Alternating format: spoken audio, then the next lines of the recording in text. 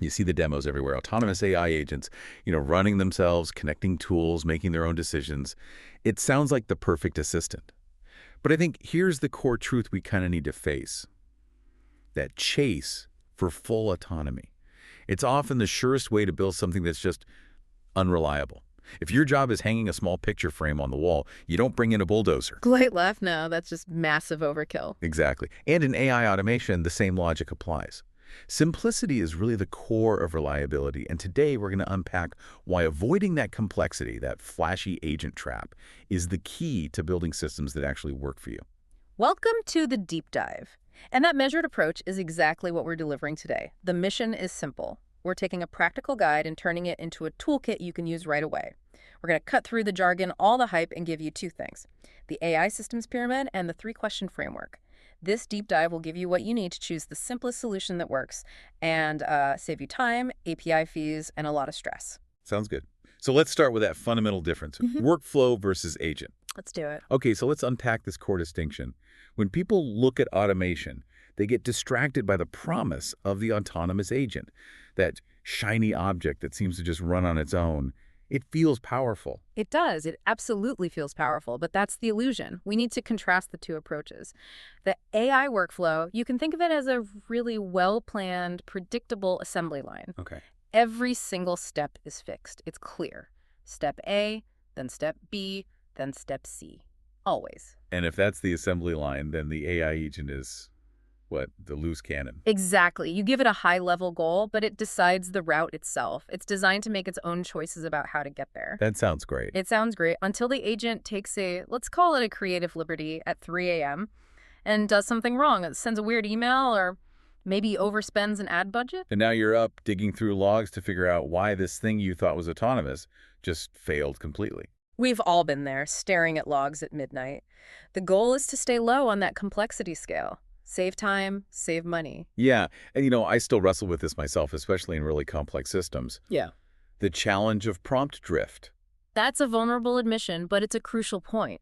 Prompt drift is just the AI's tendency to sort of forget the detailed instructions over a long, multi-step process. Right. The more complex the system, the easier it is for the AI to wander off task, even if you wrote a perfect prompt to start. So if simple is better, and these complex agents are fragile, prone to drift, why are people still chasing them? Because agents promise full human-level delegation. It's this promise of cognitive power, like delegating a huge task.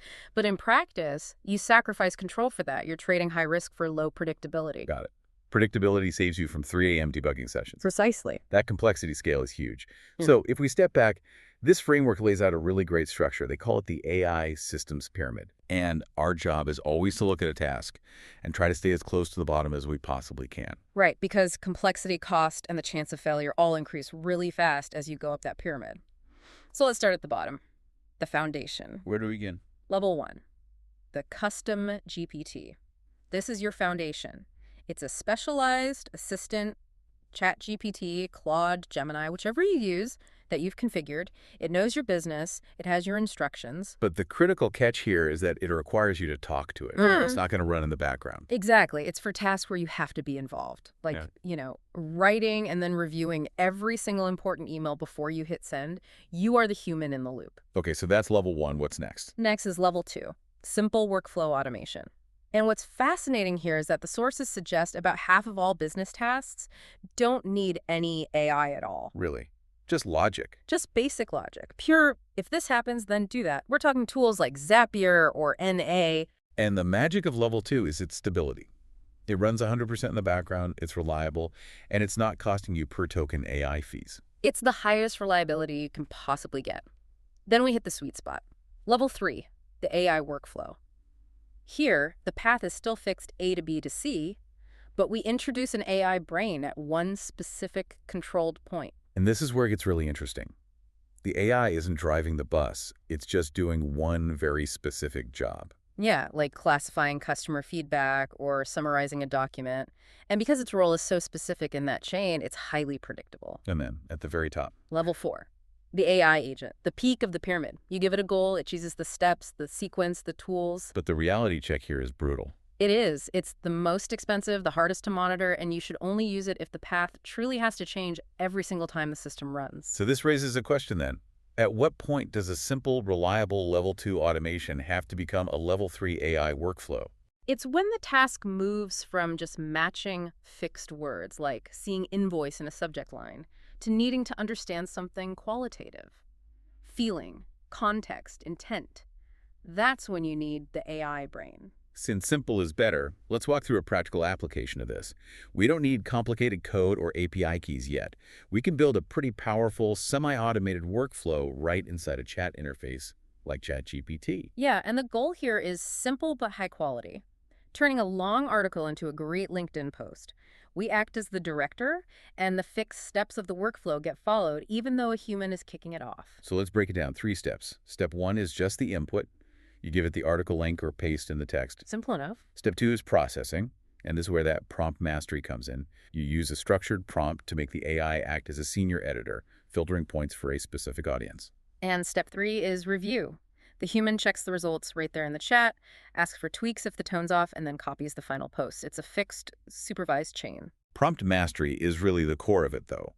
It's the difference between saying, summarize this, which gives you a generic, kind of C-grade output. And acting like a teacher or a senior editor who expects professional work. Absolutely. Yeah. The detailed prompt they share is key. You have to define the AI persona. It's not a general assistant, it's a LinkedIn content specialist. Right.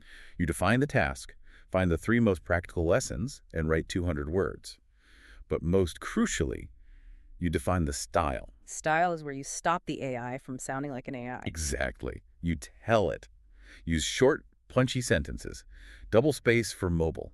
You insist on a helpful, experience-sharing tone. Right. And this is critical. You specifically ban those generic AI-sounding words. Like transform, harness, or unlock. You ban them. You tell it not to use them. And the benefit of doing this in chat, especially when you're starting out, is total control. You can stop it if the output is too corporate or if it used harness anyway. And you avoid middleman costs from tools like Zapier, and you keep it flexible.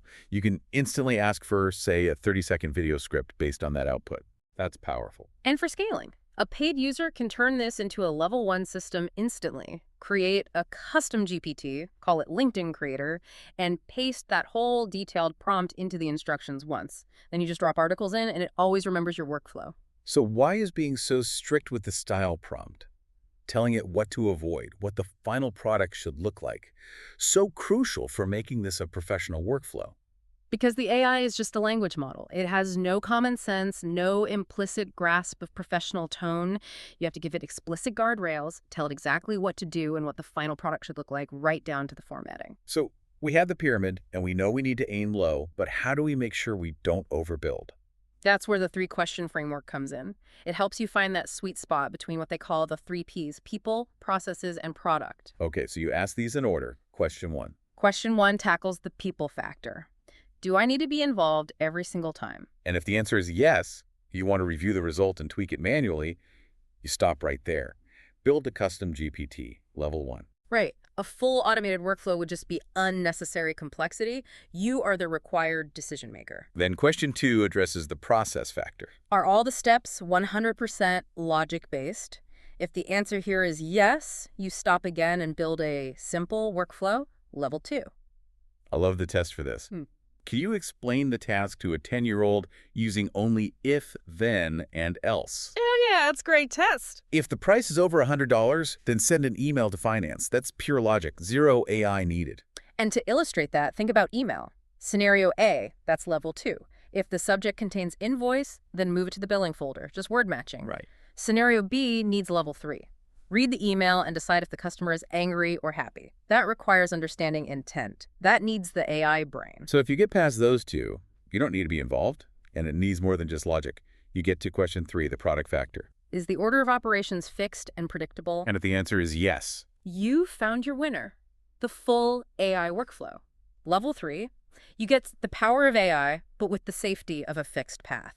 You stop an agent from, accidentally spending your whole budget or sending bizarre emails to clients. speaking of things you didn't approve, we have to talk about that agent cautionary tale they shared. The 3-week attempt to build a simple calendar agent. Oh, it was a disaster. They gave it the goal: optimize my schedule. So the agent started trying to be smart. It saw a meeting labeled marketing review. Oh. And since the system didn't have the context for that project's priority, it just decided a repetitive non-client meeting wasn't important. So what did it do? It randomly rescheduled the meeting to 5 a.m. on a Saturday No. and sent notifications to all 12 people. The whole thing was completely unpredictable, and it cost about $50 in API fees just for testing before they scrapped the whole project. Wow, that's a perfect example. So why is spending money on API calls the final check for determining if AI is truly necessary? Because fixed logic, that level 2 automation, is basically free and it never fails. It's just moving data. Using an expensive usage-based AI for a task that could have been a simple if-then it's just wasting money fast. So we've got the framework. What are the most common mistakes people make when they try to build these level 3 workflows? First one is easy, too many steps. A 20-step workflow is almost guaranteed to break somewhere. Start small. Start with 2 steps, confirm they work for a week. Then maybe add step 3. Build slowly. The second mistake is bad prompts. We talked about treating the AI like a very eager intern with zero common sense. You have to tell exactly what to do, what to avoid. And third is ignoring the human in the loop. Always build a checkpoint. Use a tool like Airtable or Trello to hold the AI's output so a human can review it before it goes live. And the beauty of these structured workflows is how they scale through modularity. You can connect them like stacking Lego blocks of data. That's the perfect analogy. Imagine it. Workflow 1 transcribes your video. Workflow 2 takes that text and creates 5 tweets. Workflow 3 schedules those tweets. Whoa. And that stability is the true power. They're separate systems. If the scheduling tool breaks, your transcription still works perfectly. Imagine scaling that basic structure to a billion routine queries without a single agent getting confused. So let's synthesize the main takeaways for you. In terms of cost and effort, an AI workflow is medium effort, low cost per use. An agent is high effort, high cost. And for reliability. Simple automation is very high. The AI agent is low to medium at best. For model choice, use the fast, cheap models like GPT-4 Mini or Claude Haiku for most workflow tasks. They're great at this stuff. Save the big expensive models for what? For complex, creative writing where nuance is everything. And finally, the safety net. Always build an error notification step into your automation tool. And remember, you don't need to code. Drag and drop tools are more than enough. The world doesn't need more complex, fragile agents. It just needs more routine problems solved predictably. So here's the immediate action plan we'd recommend. Okay. First, identify one boring 10 to 15-minute task you do every day. Second, run the 3-question framework on it. Do you need to be involved? Is it just logic? Is the path fixed? Third, build the simplest version possible, even if it's just a custom GPT for now. Start at level 1. And fourth, test it for a week before you even think about moving up the pyramid. Focus on that simplest version first. Stay reliable. Build the guardrails. And that leads to our final thought for you to consider. The best system you can build isn't the one with the highest IQ or the most autonomy. The best system is the one that reliably works while you are not there.